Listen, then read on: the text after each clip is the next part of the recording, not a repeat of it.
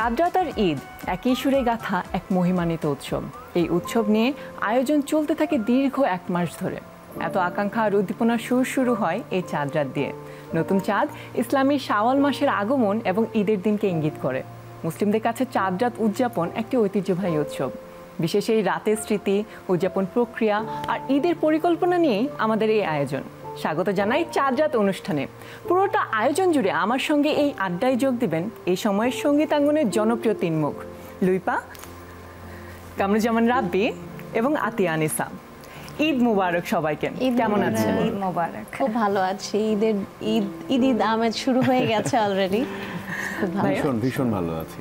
খুব ভালো আছি, অনেক ঈদ আমাদের সবারই অনেক পছন্দের।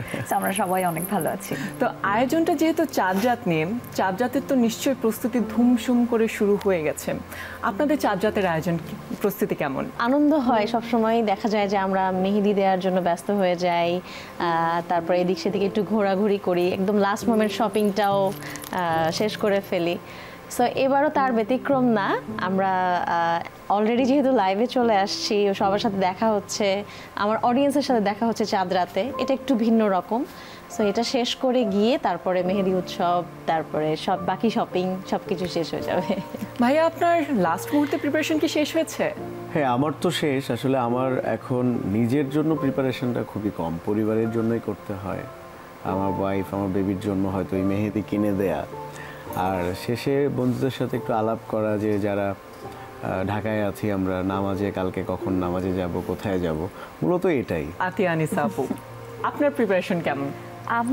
আমি চাঁদ রাতে আমি অনেক এক্সাইটেড থাকি। আমার ফ্রেন্ডরা মিলে আমরা লেট নাইটে বের হই, শপিং করা হয়ে যায় আগে, এবার তারপর কেন জানি শপিংয়ে মার্কেটে যেতে খুবই ভালো লাগে চাঁদ রাতে, এবং ফ্যামিলি সহ আমার মা সহ বের হই। এবং মেহেদি দেওয়ার যে বিষয়টা, আমি ছোটোবেলা থেকে একটু মেহেদি দিয়ে দিতে পারি, তো আমার সব কাজিনরা আমার বাসায় আসে, আমার খালামণির মেয়ে, মামার মেয়ে, সবাই এসে একসাথে ওদেরকে আমি মেহেদি পরিয়ে দিই। এবং আমি ঈদের দিনের জন্য তার আগে রাতে ডেজার্ট রেডি করা শুরু করে দিই মিড নাইটে। সো এটার প্রিপারেশন করবো আর কি, এই প্ল্যান। বাহ, রান্নাবান্নার শখ তাহলে আপনার ভালোই আছে। রান্নাবান্নার শখ আসলে ওরকমভাবে করে ওঠা হয় না, কিন্তু আসলে স্পেশাল ডেগুলোতে আমি চেষ্টা করি। আচ্ছা, ইদানিং আপনাদের দুজনের কাছে প্রশ্ন। সামাজিক মাধ্যমে তো দেখা যায় কারো বয়ফ্রেন্ড ইউএস থেকে টাকা পাঠাচ্ছে, কারো ঈদের বাজেট 30-40 লাখ টাকা। আপনাদের দুজনের কি অবস্থা? বলো আপু, তুমি বলো। আসলে হয় কি, আমাদের ঈদটা তো কাটে মিউজিক্যাল, আমাদের অডিয়েন্সের সাথে কাটে। তো আমরা চিন্তা করি যে ঈদের যে 7টা দিন আছে, সেই 7টা দিন আমরা কোন প্রোগ্রামে যাব, কোন টেলিভিশনে আসব, সেইখানে নিজেকে কিভাবে প্রেজেন্ট করব, অডিয়েন্সের সাথে কিভাবে কানেক্ট করব। সো ওটা নিয়েই না সবসময় জল্পনা কল্পনা চলতে থাকে। আমার তো অলরেডি প্ল্যান করা হয়েছে আমি 7 দিন কোন কোন কাপড় পরে টেলিভিশনে আসবো। মানে কোন অনেকগুলো টিভি শোজ আছে ঈদকে ঘিরে, তো ওই প্ল্যানিংয়ে আসলে। আর যেটা বললাম বয়ফ্রেন্ডের কথা, আসলে ওরকম আমাদের কিছু না। আমরা আমাদের যেটাই হোক, আমরা আমাদের পরিবারের সঙ্গে শপিং বা যেটাই হোক, সেটা আমরা ঈদে পরিবারের সঙ্গে ভাগাভাগি করতে বেশি পছন্দ করি, এবং আমাদের শ্রোতাদের সঙ্গে। এই বিষয়ে সব থেকে দুর্ভাগা হলো রাব্বি ভাই। না, সেটাই আসলে। আপনার প্রশ্নটা যদি এমন হতো যে আমেরিকান কোনো গার্লফ্রেন্ড টাকা পাঠাচ্ছে, সেটা আপনাকে করতে পারি। আমেরিকান কোনো গার্লফ্রেন্ড আছে যে আপনাকে 30-40 লাখ টাকা পাঠায়? সেটাই তো ব্যাড লাক। থাকলেই বোধহয় বেশি ভালো হতো, কারণ এতগুলো টাকা 40-50 লাখ টাকা শপিং করার জন্য পাঠাবে, এটা তো খুবই ভালো। বউকেও রাজি করাতাম যে কোনো সমস্যা চলো দুজন মিলে শপিং করি। বউ রাজি হতো? সেটা তো জানি না, চেষ্টা করতাম অ্যাট লিস্ট। চাঁদ রাতে রান্না বান্নার একটা আয়োজন থাকে নিশ্চয়ই। তো আপনাকে দিয়ে শুরু করতে চাই। ওকে, আমি ভাবি আপনার কোন পছন্দের খাবারটা রান্না করে? ভাবি সবসময় যেটা রান্না করে সেটা আমার পছন্দের যেন হয়, এই চেষ্টাটা করে। মানে বাসায় শুধু চাঁদ রাত না, যে কোনো সময় যদি কোনো রান্না করে সেটা আমার পছন্দ হবে কিনা, আমার পছন্দের খাবার কিনা, সেইটা খুব মেনটেন করে। এবং তার পছন্দের অনেক কিছু সে বিসর্জন দিয়েছে তার জীবন থেকে আমার জন্য। লাইক আমি যদি ছোট করে বলি ধনিয়া পাতার কথা, সো সেটা আমি পছন্দ করি না, আর আমার ওয়াইফ তার অনেক পছন্দ এটা, বাট সে আমার জন্য স্যাক্রিফাইস করে এটা বাসায় কেনাই বন্ধ। সো চাঁদ রাতে স্পেশালি, মানে চাঁদ রাতের জন্য স্পেশাল কিছু করা হয় না কখনোই আমি দেখেছি, বাট প্রিপারেশনটা নেয় যে সকালবেলা আমি নামাজে যাব, অন্তত সেমাই মুখে দিয়ে যাব, এই যে ব্যাপারগুলো, এই প্রস্তুতি চলে সারা রাত। আর ওই যে মেহেদির কথা বলছিল আপু দুজন, মেহেদি তো বাসায় চলছেই। ভাবিকে মেহেদি পরিয়ে দিয়েছেন? দিয়েছি 2-1 বার। এক্সপিরিয়েন্স আছে? হ্যাঁ, ভাঙাচোরা ভাবে হলেও দিয়েছি আর কি। আপু আপনার কাছে জানতে চাই, চাঁদ রাতে ডেজার্ট বাদে আর কি কি বানানো হয়ে থাকে বা বাসায় কি হেল্প করা হয়ে থাকে? ওটার দায়িত্ব আমার আম্মুর, ওটার দায়িত্ব আমি নেই না, আমি শুধু ডেজার্টটাই মেক করি। অ্যান্ড হচ্ছে আমি ক্লিনিং, ঘরের ক্লিনিংয়ের দায়িত্বটা আমি নিই। আমি আমার ইন্টেরিয়র সব কিছু চেঞ্জ করে ফেলি ঈদের আগের দিন, মানে নতুন আমার পর্দা থেকে শুরু করে বিছানা চাদর সব কিছু চেঞ্জ করে ফেলি প্রতি ঈদে। এটা আমি প্রতি বছরই করি, আমার ভালো লাগে নতুনত্ব আনতে নিজের ঘরের রুমে, তো সেটা দায়িত্ব নেই। বাট রান্নার যে মেইন কোর্সে যায় সেটা আমার মা দেখে, ওইটা আমি একদমই এখনো পারি না। ডেজার্টের দায়িত্বটা আমি নেই, ডেজার্টগুলো আমি মেক করি। আর নিশ্চয়ই আপনার বাবা অনেক ভালোবাসে? হ্যাঁ, বাবা অনেক ভালোবাসে, বাবা তো চায় যেন সব রান্নাই আমি করি, কিন্তু সে খুশি হয়, বাবা খুবই খুশি হয় ছোটোখাটো যেটাই রান্না করি, সে খুবই এক্সাইটেড হয়ে খায় এবং খুবই প্রশংসা করে। আপু, রেজিস্টার্ড মানুষের সাথে কিভাবে কাটে সময়টা?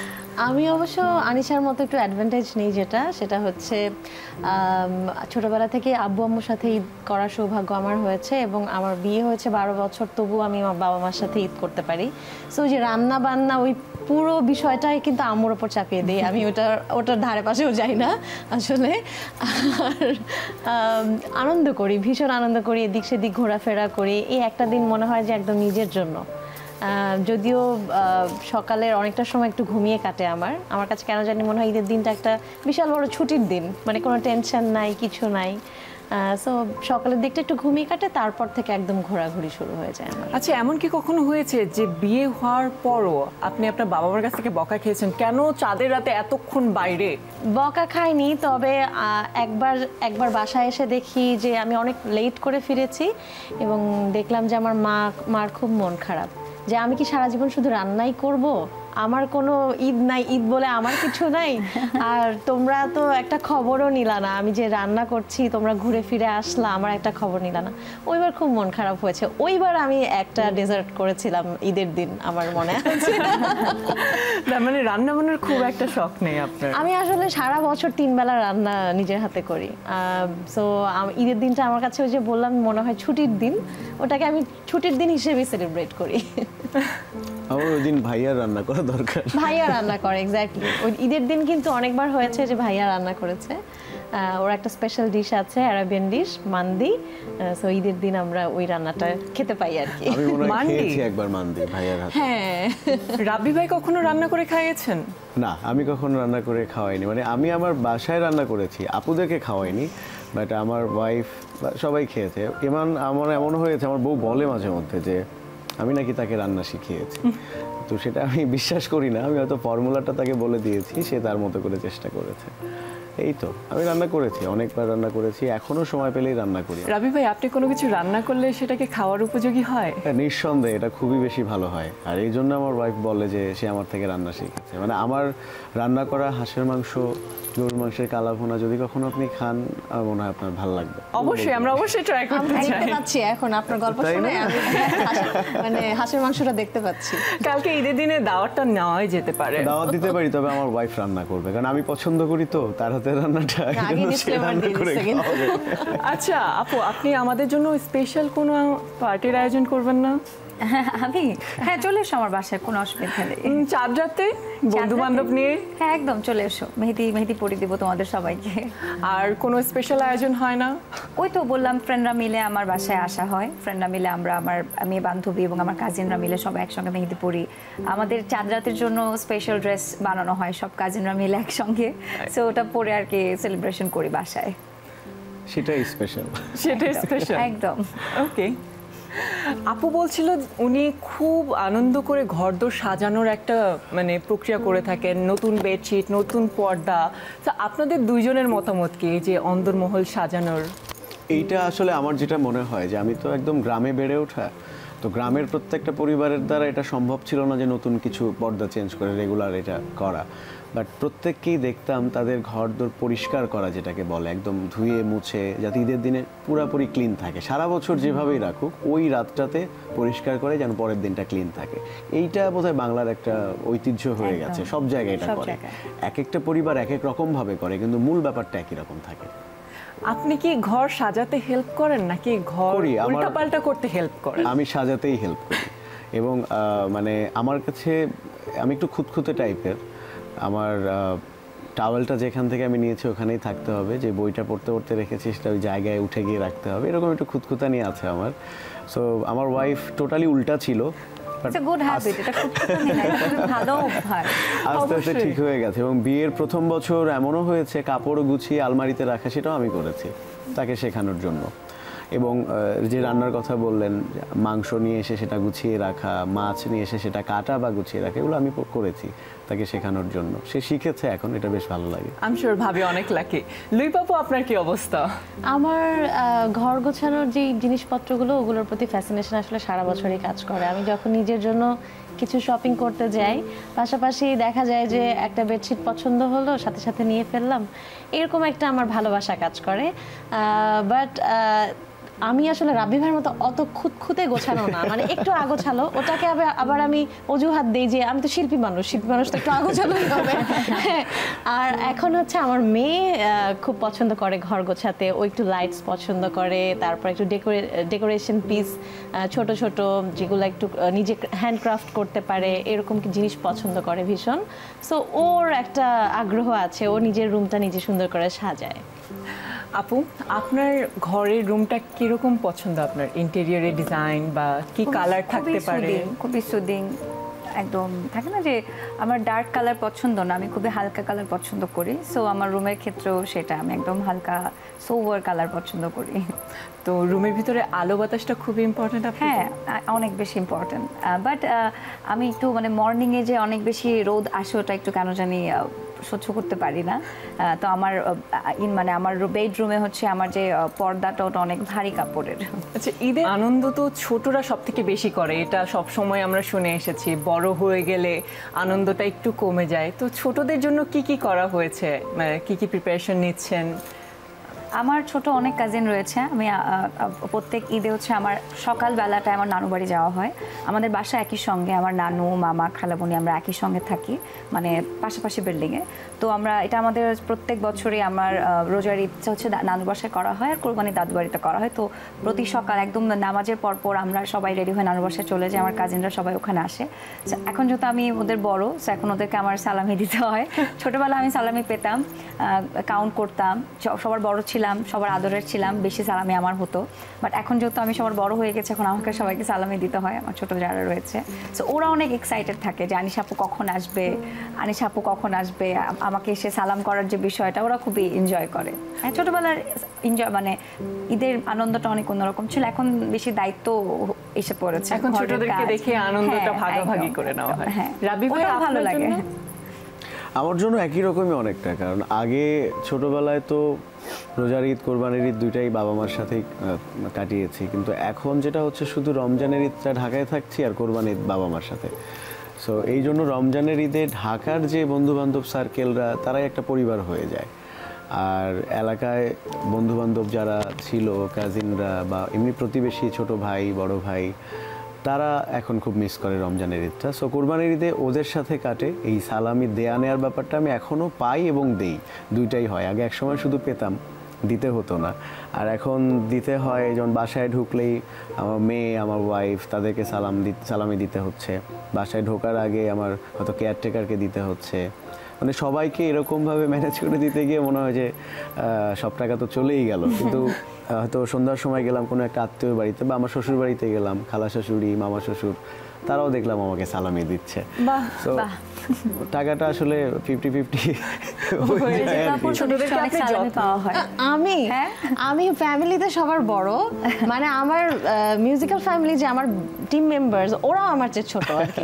এত আমার সবাইকে সালামি দিতে হয়, কিন্তু আমি ওই যে রাব্বি ভাইয়ের মধ্যে ব্যালেন্স করি, মানে উসুল করে নেই। আবার দেখা যায় যে আমার হাজবেন্ডের কাছ থেকে সালামি পেলাম, আব্বু তো আগেই দিয়ে দিতে হবে, না হলে সমস্যা। মানে ঈদের আগে অলরেডি আব্বু একবার দিয়েছে, সো আবার কিন্তু আবার ঈদের দিন সকালবেলা ঘুম থেকে ওটা আব্বুর কাছ থেকে নিব। ওটা আমিও সেম, ওটা আব্বুর কাছ থেকে আমি ওটা আদায় করে নিতেই হবে, ওটা লাগবেই আমার। ওটা ছাড়া সমান সমান তো হবেই, বেশিও হতে পারে বলা যায়। ওকে, সবসময় চাই বেশি হোক। আমরা আরো গল্প করব, আরো কথা জানবো, বাট একটা সময় হয়ে গেল বিরতি নেওয়ার। দর্শক, সময় হলো একটা বিরতিতে যাওয়ার, সাথেই থাকুন।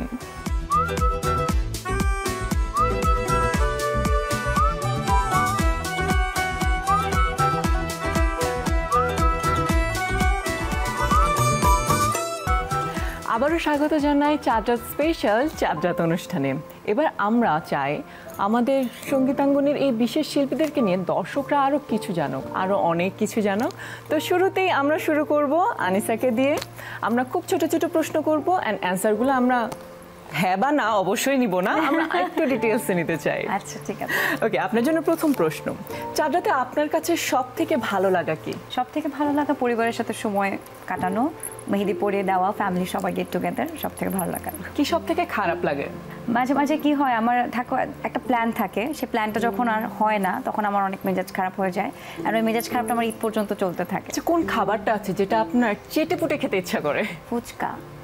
ফুচকা? I love, চটপটি? না, ফুচকা বেশি পছন্দের, আমি আনলিমিটেড ফুচকা খেতে পারবো। ঈদে কি ফুচকা বানানো হয়? হ্যাঁ, আমার নানু বাসায় বানানো হয় ঈদে। তার মানে ফুচকাটাই একমাত্র আপনার যেটার জন্য একদম, ওয়েট করতে থাকেন। একদম। বাট আপনি যে ডেজার্টটা বানান সেটা নিজের খেতে ভালো লাগে না? হ্যাঁ, খুব ভালো লাগে। আমি কাস্টার্ড বানাই, পুডিং বানাই, ভালো লাগে। কোন জামাটি স্পেশাল সময়ে পড়তে চান? আমার প্রত্যেকটা জামাই আমার কাছে স্পেশাল। আমার তো মনে হয় যে আমি একদিনে সবগুলো পরে ফেলবো। আমি নতুন ড্রেস পরতে অনেক বেশি পছন্দ করি। ওই প্রথমবার পরা পর্যন্ত এটা একদমই ভালো অভ্যাস না, বাট আমি থাকে না যে আমার এখন এই স্বভাবটা আছে, আমি নতুন জামা পরে আমি নাচি মিররের সামনে। ছোটবেলা এখনো সেম। আমার খুব ভালো লাগে নতুন ড্রেস পরতে, খুবই পছন্দ করি আমি, আমার খুবই হ্যাপি হয়ে যাই। পরিবারের বাইরে কেউ কখনো শাড়ি উপহার দিয়েছে? পরিবারের বাহিরে না, শাড়ি উপহার পাইনি আমি। আচ্ছা, কার কাছ থেকে সালামি পাওয়ার সম্ভাবনা বেশি? বাবা আনডাউটেডলি, আমার বাবা মা দুজন, এবং আমার বড় ভাইয়া কাজিনরা, ওরা। স্পেশাল কোনো সালামি পাওয়ার সম্ভাবনা আছে? না, আপাতত এখন পর্যন্ত নেই, ইন ফিউচারে হলে হতে পারে। স্পেশাল কাউকে নিয়ে ঘুরতে যাওয়ার সম্ভাবনা আছে? না, একদমই নাই। থাক, আমরা সব না না শুনছি। দুর্ভাগ্য। না, শুধু হ্যাঁ আর না বলা যাবে না দেখে ও এটাই বলেছেন তো। না, একদমই নাই, সাথে একদমই add নাই। করা। ঈদের সকালে কোন গানটি মহল্লার রাস্তায় রাস্তায় ঘুরে ঘুরে গাইতে ইচ্ছা করে? ওমর রমজানের ওই রোজার শেষে এলো খুশির ঈদ। চাঁদরাতে শৈশবের কোন জিনিসটি সব থেকে বেশি মিস করেন? পুরো শৈশবটা আমি মিস করি। চাঁদরাতের শৈশবটা আসলে কোনো থাকে না, কোনো চিন্তা ছিল না, কোনো স্ট্রেস ছিল না, শুধু এনজয়। ওই পুরো সময়টাই, পুরো শৈশবটা আমি অনেক মিস করি। যদি পারতাম ফিরে যেতে অবশ্যই চলে যেতাম। যদি হঠাৎ করে কখনো ছেলে হয়ে যান তখন কি করবেন? হঠাৎ করে ছেলে হয়ে গেলে কি করব? না, আমি যেটা আছি আমি ভালো আছি, আমি ছেলে হতে চাই না। স্বপ্নে, মানে দুর্ভাগ্যক্রমে। আচ্ছা, এটা আমি এখন কিভাবে বলবো? আমি হঠাৎ ছেলে হয়ে গেলাম, যখন হবো তখন আমি বলতে পারবো। আমি এখন জানি না আমি কি করবো। আমি অনেক অবাক হবো, এটা কি হলো আমার সাথে, আমি ছেলে কেন হয়ে গেলাম। কেমন মনের মানুষ চান? অবশ্যই অনেক ভালো মনের একজন মানুষ চাই, যে আমাকে বুঝবে। এটাই, শুধু আমাকে বুঝবে, মানে আমি মানুষটা কেমন সেটা বোঝার চেষ্টা করবো। ভালো মনের একজন মানুষ চাই। এখন একটা স্পেশাল টাস্ক আপনার জন্য।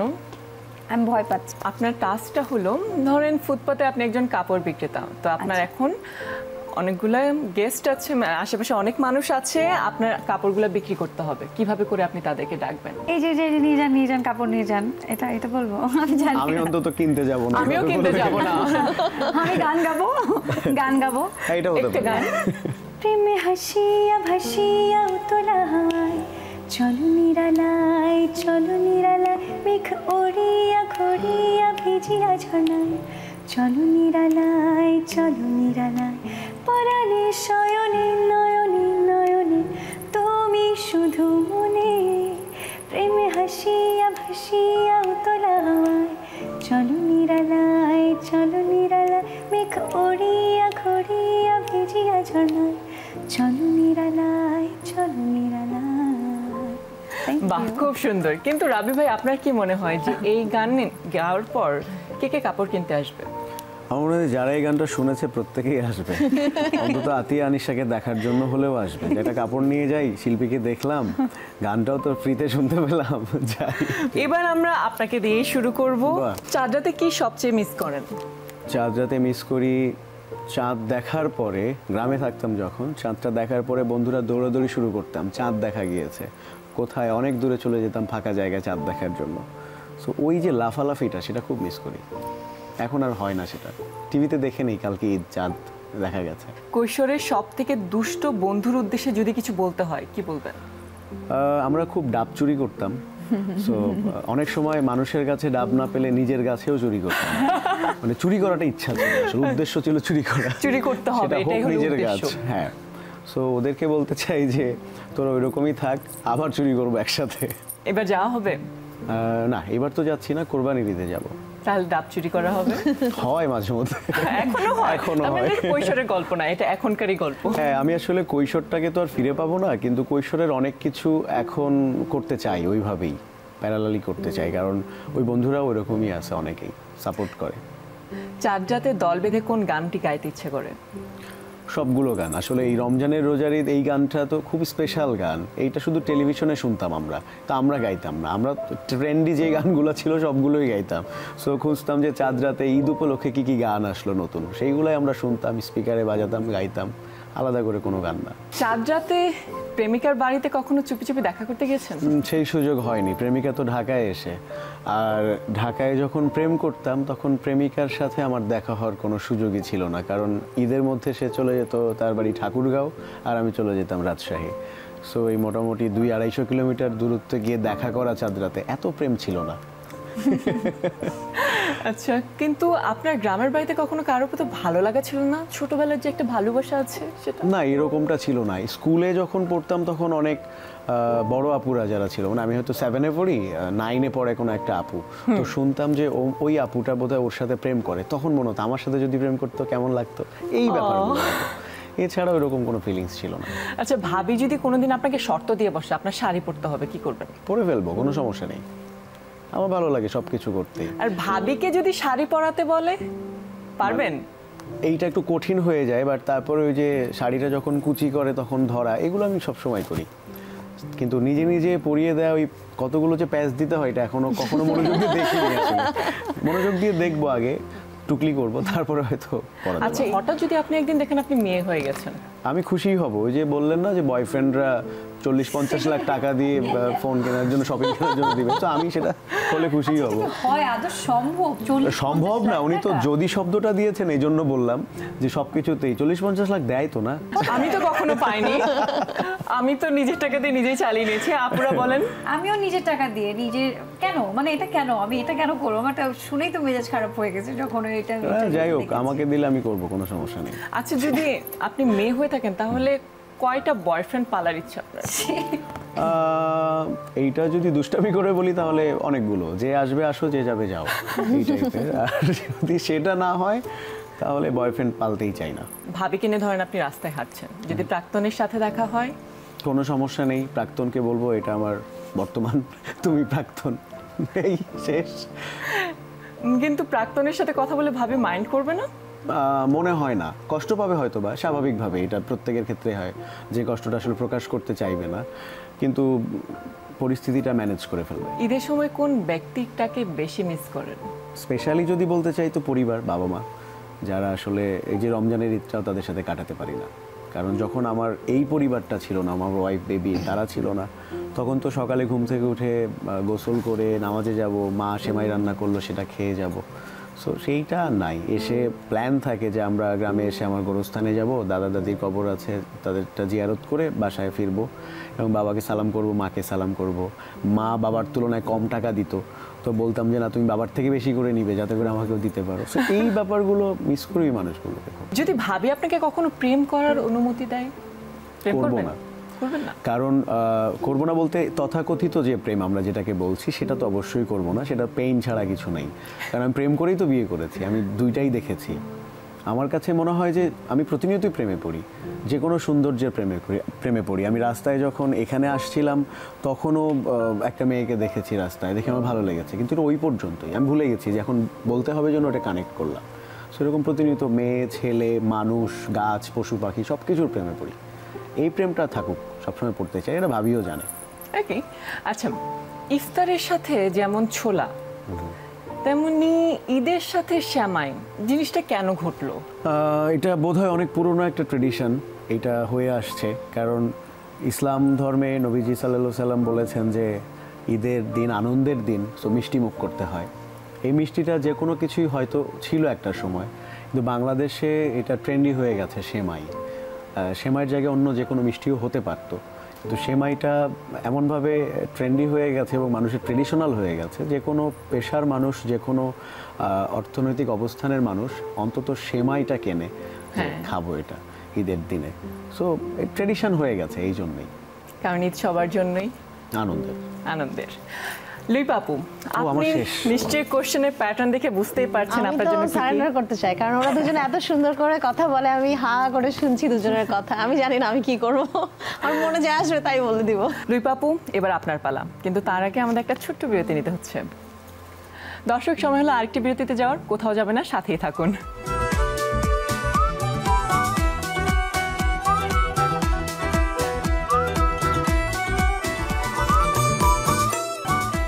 ওয়েলকাম ব্যাক টু চাঁদরাত স্পেশাল, চাঁদরাত অনুষ্ঠানে। এতক্ষণ আমরা রাবি ভাই এবং আনিশার কথা শুনছিলাম, এখন লুইপা আপু আপনার পালা। নিশ্চয়ই আপনি অনেকক্ষণ ধরে প্রিপারেশন নিয়ে সময়টা পেয়ে গেছেন। হ্যাঁ, অনেক কিছু তো ওদের কাছ থেকে উত্তর শুনেছি, সো ওইটাও পাস করে দিতে পারি, সমস্যা নেই। প্রশ্ন কিন্তু এক হবে। হ্যাঁ, প্রশ্ন কিন্তু অবশ্যই দিবেন। ওকে, প্রথম প্রশ্ন আপনার কাছে, চিত্রনায়ক আলমগীর নাকি যন্ত্রশিল্পী আলমগীর, কাকে ভোট দিবেন? আমি একবার রুনা ম্যামের বার্থডেতে গিয়েছি আমরা সবাই মিলে, তখন রুনা ম্যাম বলেছে আমাকে তোমরা প্রশ্ন করতে পারো বা যদি কিছু বলতে চাও সেটা বলতে পারো। আমি একবার রুনা ম্যামকে বলেছি, বলেন তো আপনার আর আমার মধ্যে একটা কমন ফ্যাক্টর আছে, কি সেটা? তখন রুনা ম্যাম বলেছে, তুমি বলো কি? আমি বলেছি, আপনার হাজব্যান্ডের নামও আলমগীর, আমার হাজব্যান্ডের নামও আলমগীর। তখন রুনা ম্যাম বলেছে, হ্যাঁ, একজন নায়ক আর একজন যন্ত্রশিল্পী। সো ওইটা না আমার কাছে খুব মজা লাগে যে রুনা ম্যাম তো আমার আইডল, বাট হচ্ছে ওনার সাথে আমি গান গাওয়ার মিল না থাকলেও একটা বিষয়ে কিন্তু মিল আছে, আমিও আলমগীরের বউ, উনিও আলমগীরের বউ। আচ্ছা, আলমগীর ভাই যদি আপনাকে প্রেম করার অনুমতি দেয়, তাহলে করে দেখা যেতে পারে। আচ্ছা, নিশ্চয়ই এক্সপেরিয়েন্সটা ভাগাভাগি হবে। ডেফিনেটলি। কেমন এক্সপেরিয়েন্স হতে পারে সেটা? সেটা একটা এক্সপেরিমেন্টাল এক্সপেরিয়েন্স হতেই পারে। বোঝা যাবে। হ্যাঁ, এখন তো বলতে পারছি না কেমন হবে। ধরেন আপনাকে চৌরাস্তায় ট্রাফিক পুলিশের দায়িত্ব দেওয়া হলো, এত সুন্দরী ট্রাফিক পুলিশ দেখে তো সবার মাথা খারাপ হয়ে যেতে পারে, তারপর কিভাবে সেটা নিয়ন্ত্রণ করবেন আপনি? আমি মনে হয় এটা হ্যান্ডেল করতে পারতাম, বিকজ হচ্ছে যখন কেউ ড্রাইভ করে, আমি যদি পাশে বসি, তখন আমার মনে হয় গাড়ি কিভাবে ড্রাইভ করে, আমি হলে তো আমি ভয়েই হয়তো এদিক ওদিক করে ফেলতাম। সো আমি যখন দাঁড়াতাম মাঝখানে, আমার মন মতো হয়তো কেউ আমাকে এসে কনভিন্স করলে যে আমাদেরকে একটু ছেড়ে দেন, আমি ছেড়ে দিতাম। আবার ওই পাশ থেকেও যদি কনভিন্স করতো, তাদেরকেও ছেড়ে দিতাম। সো ক্ল্যাশ করতো। চাঁদরাতে যদি আলাদিনের চেরাগটা আপনার হাতে আসে, আপনি কি চাইবেন? চাঁদরাতে যদি আলাদিনের চেরাগ আসে, তাহলে বলবো যে ঈদের দিনটা যেন শেষ না হয়। আমার কাছে মনে হয় কি, ঈদের দিনের চেয়ে আবার চাঁদরাতের মজাটা অনেক বেশি। চাঁদরাতটা খুব তাড়াতাড়ি শেষ হয়ে যায়, সো ঈদের দিনটা যেন শেষ না হয়, এটাই আমি এক্সাইটেড থাকি এই দিনে। আসলেই চাঁদরাতটাই তো, চাঁদরাতের সময়টা খুব দ্রুত পাস হয়ে যায়। আচ্ছা, ঈদের দিন সকালবেলা যদি আপনি দেখেন যে আপনার বয়স 10 বছর হয়ে গেছে, তখন কি করবেন? মানে বর্তমান জীবনেই থাকবেন, এটাকেই বেছে নেবেন, নাকি নতুন করে নিজের জীবনটাকে সাজাবেন? আসলে কে না চায় লাইফটা রিস্টার্ট দিতে, তাই না? আমার তো আমি বড় হচ্ছি, বুড়া হচ্ছি, তারপরও আমি নিজেকে কনসিডার করি যে এখন আমি ছোট আছি। আমি কিন্তু ওভাবেই উদযাপন করি। আমার মেয়ে যেভাবে আনন্দ করবে, আমার মনে হয় আমিও সেভাবেই সেলিব্রেট করবো ঈদটাকে। সো 10 বছর যদি হয়ে যায়, তাহলে তো কোনো কথাই নাই, আমি ওখানে লাইফ স্টার্ট করে ফেলবো। সঙ্গীত শিল্পী যদি আপনি না হতেন, তাহলে কি হতেন? লুইপা কি হতো বা কেন হতো? তাহলে আমি হাউস ওয়াইফ হতাম, আমি আর অন্য কিছুই করতে পারতাম না। আমার কাছে মনে হয় যে আমি গান ছাড়া আর কিছুই পারি না। ঘর সাজানো, রান্না বান্না করা, এর মধ্যেই হয়তো আমার লাইফটা একদম সীমাবদ্ধ হয়ে যেত। আপনাকে একটা জিনিসের মিমিক্রি করতে হবে, আর সেটা হলো ওই কিরে মধু মধু রসমালাই রসমালাই কাটলে লাল, এটা আপনার করতেই হবে। আনিসা আপু তো করতে পারলো না, বাট আমাদেরকে কেটে চলে গেল। আপনার বেলায় আমরা ছাড়বো না। আমার মনে হয় আমার টাস্কগুলো বেশি কঠিন হয়ে যাচ্ছে না? একটু স্বজনপ্রীতি করা হচ্ছে কি এখানে? অবশ্যই না। আপনি মধু মধু কথাটা যেহেতু আছে, সো আমি এটা মিমিক্রি করবো না। মধু হয় হয় বিষ খাওয়াইলা হন কারণে ভালোবাসার দাম নদিলা। পায়রার একটা কমন ডায়লগ কি? পায়রা নিশ্চয়ই আপনার ছোট মেয়ে, তো তার ছোটবেলার মানে কোন জিনিসটা সে সব থেকে বেশি, বা তার ডায়লগ, কমন একটা ডায়লগ? পায়রার একটা কমন ডায়লগ হচ্ছে, মা আমি খুব এক্সারসাইটেড, মানে এক্সাইটেড বলবে, এক্সাইটেডটাকে বলে মা আমি খুব এক্সারসাইটেড। সো ওর কিছু মজা মজা ইংলিশ আছে, ওগুলো খুব ভালো লাগে। মানে তোমার ময়েশ্চারাইজারটা আমাকে একটু দাও, তাহলে আমার স্কিনটা সুন্দর হয়ে যাবে। ময়েশ্চারাইজার মজার মজার কথা বলে, আমার এগুলো খুব ভালো লাগে আসলে। আপনার কাছে যদি সামনে 10 বস্তা টাকা থাকে তাহলে আপনি কি করবেন, স্বপ্নে যদি পেয়ে থাকেন? 10 বস্তা টাকা থাকলে ডেফিনেটলি শপিং করে শেষ করব না। করব না। আমার কাছে মনে হবে 10 বস্তা টাকা থাকলে 1 বস্তা দিয়ে একটা সুন্দর গান বানাই, তারপরে সেকেন্ড বস্তাটা সেভ করে রেখে দিই, মেয়ের পড়াশোনার জন্য কাজে লাগতে পারে। আর তারপরের গুলো হয়তো একটা আমাকে একটা ওকে একটা, হ্যাঁ এই যে এটাই বলতে চাচ্ছিলাম, তারপরের গুলো মানে ডিস্ট্রিবিউট করে। কিন্তু আমার মনে হয় ঘুম ভেঙে গেলেই তো শেষ, কারণ এটা তো স্বপ্নে ছিল। ঘুমিয়ে দোক না, কেই বা দেয় ভাই। আপনার যদি কখনো কণ্ঠস্বর প্রতিস্থাপন করতে হয় বা হতে পারে, আমি শিওর আপনি কখনোই চাইবেন না, তাহলে যদি কখনো এটা করতে হয় তাহলে কার কণ্ঠস্বর আপনি প্রতিস্থাপন করতে চাইবেন? আমার ছোটবেলা থেকে আসলে আমি গান শুনে আমার গানের প্রতি সখ্যতা হয়েছে। সো আমি সবার গান আলাদা আলাদাভাবে পছন্দ করি, বাট একজনের গান, একজনের ভয়েস আমাকে খুব বেশি টানতো, সেটা হচ্ছে আমাদের শ্রদ্ধেয় নীলুফার ইয়াসমিন ম্যাম। তো ওনার টোনটাকে যদি আমি নিতে পারতাম তাহলে আমার মনে হয় যে খুব সৌভাগ্যবান হতাম আমি। এখন তিনজনের কাছে একটা সেম কমন প্রশ্ন, সবার ভালো গুণ 3টা ভালো গুণ 3টা খারাপ গুণ বলতে হবে। রাব্বি ভাই আপনাকে দিয়ে শুরু করি। মাঝখান থেকেই শুরু, বাহ আমি তো ভাবছিলাম সেফ খেলবো। আপনি আমাদের একমাত্র মানুষ, পুরুষ মানুষ, আপনাকে প্রায়োরিটি দেওয়া উচিত। না নিশ্চয়ই 3টা ভালো গুণ আর 3টা খারাপ গুণ। খারাপ গুণ 1 নাম্বার হচ্ছে আমি বদরাগী, 2 নাম্বার হচ্ছে আমি খুঁতখুঁতা, যে কোনো বিষয়ে মানে পারফেক্ট হতে হবে। আর 3 নাম্বারটা কি, নিজের খারাপটা তো অনেক খুঁজে পাচ্ছি না। 3 নাম্বারটা বলা যেতে পারে যে আমি অলস, মানে পারফেক্টও চাই আবার অলস। আর ভালো গুণ কি, আমাকে অনেকেই বলে আমি নাকি মানুষ ভালো, এটা হতে পারে, কারণ ভালো গুণটা আসলে নিজের জন্য বলা খুব মুশকিল, মানুষে বলতে পারবে, এটা একটা জিনিস হতে পারে। আমি সময়ের ক্ষেত্রে খুব সচেতন থাকি, কোথাও পৌঁছার বেলায় সময়টা আমার কাছে খুব জরুরি, সো পাংচুয়াল বলা যেতে পারে। আর একটা খুঁতখুঁতা, যেটা খারাপ দিক বললাম, সেটা ভালো দিকও হতে পারে। সো এই ঘুরে ফিরে ওইগুলাই আসলে। আনিসা আপনার? আমি না চিন্তা করছিলাম যে আমি আসলে কি বলবো। আচ্ছা আমার খারাপটাই আগে বলি, আমি ভাইয়ের সাথে আমার অনেকটা মিলেছে, যে আমিও বদরাগী না, ঠিক আমি আসলে বদরাগী বলা যেতে পারে। আমি সহজে রাগ করি না, বাট যখন রাগ হয় অনেক বেশি রাগ হয়ে যায়, মানে আনকন্ট্রোল হয়ে যায় খুবই, আমার রাগটা অনেক বেশি। কিন্তু রাগটা কি লিমিটেড থাকে? হ্যাঁ একদম, মানে অনেক বেশি রেগে যায়, কিন্তু এটা কিছুক্ষণ পর আমি সেটা ভুলেও যাই যে আমি আসলে কেন রাগ করেছিলাম বা আমি কি করেছিলাম বলেছিলাম, মনে রাখি না। বা থাকে না যে অনেকেই যখন আমাকে, এটা ভালো দিক, এটা ভালো দিকটার সাথে সাথে বলি যে আমি কষ্টের কথা মনে রাখি না। ধরো একজন আমাকে অনেক হার্ট করে কিছু বললো, আমি ওই সার্টেন টাইমটা অনেক কষ্ট পেয়েছি, বাট ওটা একটা সময় যে আমার মনে থাকে না, আমি ভুলে যাই, এটা কেন জানি না, আমি মনে থাকে না আমার। আরেকটা, আরও 2টা বলতে হবে না খারাপ? হ্যাঁ এইটাই আমার, এই একটাই খারাপ দিক, এই একটা খারাপের জন্য সব খারাপ হয়ে যায় আমার কাছে মনে হয়। আর বাকি 2টা কি বলবো, আর বাকি 2টা মাথায় আসছে না। আর ভালো দিক, আমার মনটা অনেক ভালো, আমার কাছে এটা মনে হয় যে একটা ভালো একটা মনের মানুষ আমি। তো এটা আবার খারাপ দিকও, বেশি ভালো মানুষ হওয়া, ভালো মনের মানুষ হওয়া প্রয়োজন। ভালোটা কিন্তু খারাপের দিকে যাচ্ছে না, না আমার কাছে মনে হয় কি, এই যে আমার কাছে মনে হয় আমার যে মন, যে নরম মনটা, এটা মাঝে মাঝে মনে হয় এটা আসলে আমার খারাপ সাইড, এটা বেশি ভালো না। হ্যাঁ এটা উচিত না, এটা আসলে অনেক আমি দেখাই অনেক মানে স্ট্রং, বা আমি অনেক থাকে না যে রাগী, বাট আমি ভিতরে অনেক নরম, যেটা আমি বুঝাই না, বাট ভিতরে আমি অনেক ইনসাইডে অনেক ইমোশনাল, অনেক বেশি, এটা আমার খারাপ দিক। এই আর ভালো দিক আমি আসলে নিজের ভালো দিক বলতে পারবো না, মাটা মানুষ বলতে পারবে, এই ভালো ভালো ভালো মনের মানুষ। ওকে, সেটা আমরা মানুষদেরকে ডিসাইড করতে দেই। এবার লুই পাপো আপনার। আমি হাসছি কারণ আমি মনে হয় ওদের থেকে একটু আলাদা, মানে অ্যাজ এ পার্সন, কারণ আমি অনেক ভালো, আমার খালি ভালো দিক মাথায় আসে, আমার খারাপ দিক মাথায় আসে না। একটা বলো, আমরা বলি।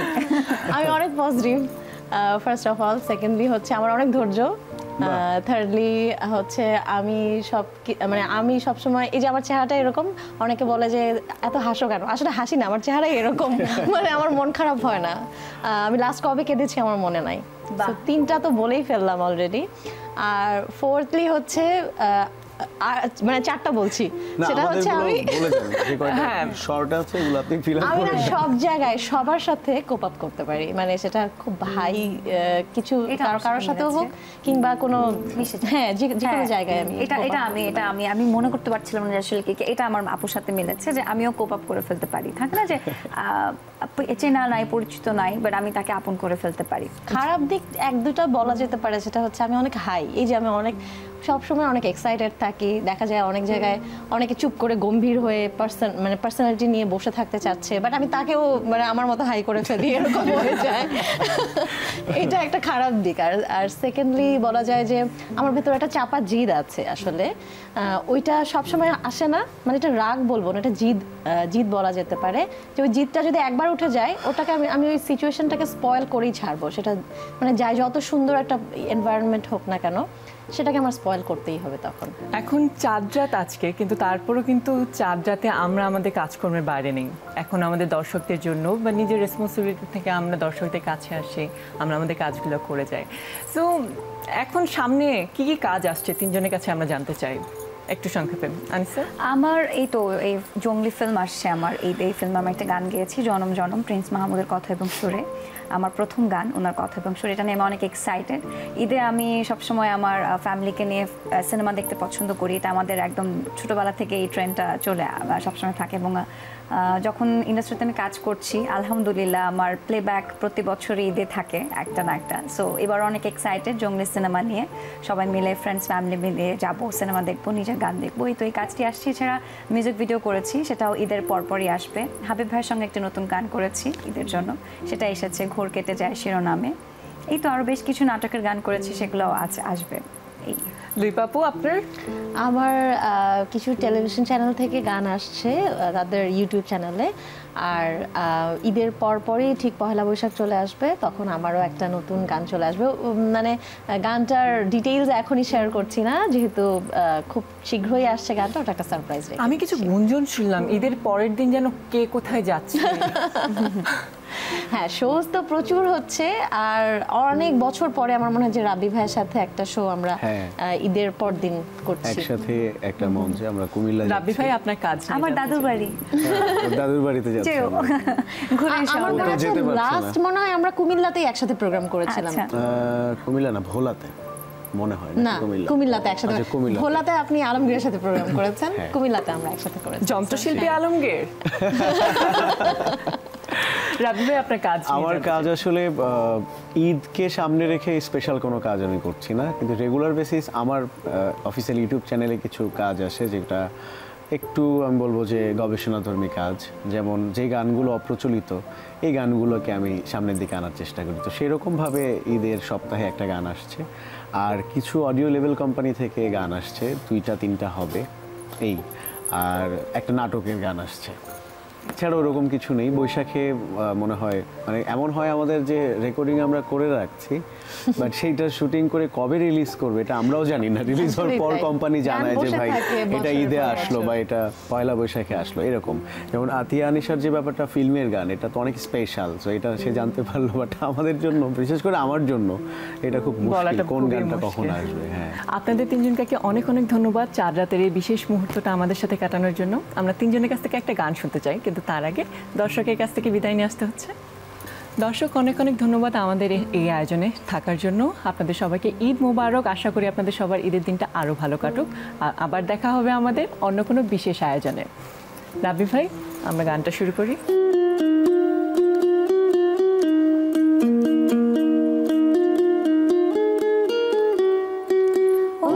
রমজানের ওই রোজার শেষে এলো খুশির ঈদ, তুই এমনকে আজ বিলিয়ে দেশ আসমানি তাগিদ। ও রমজানের ওই রোজার শেষে এলো খুশির ঈদ, তুই এমনকে আজ বিলিয়ে দেশ আসমানি তাগিদ। তোর সোনা দানা পারা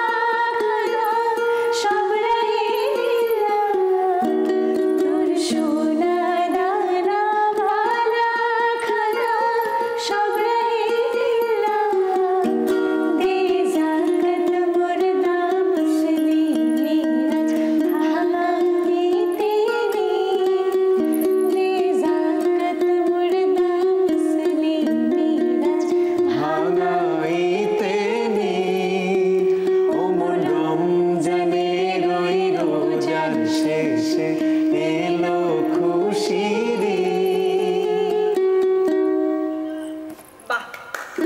ঈদ মোবারক ঈদ মোবারক। সবাইকে।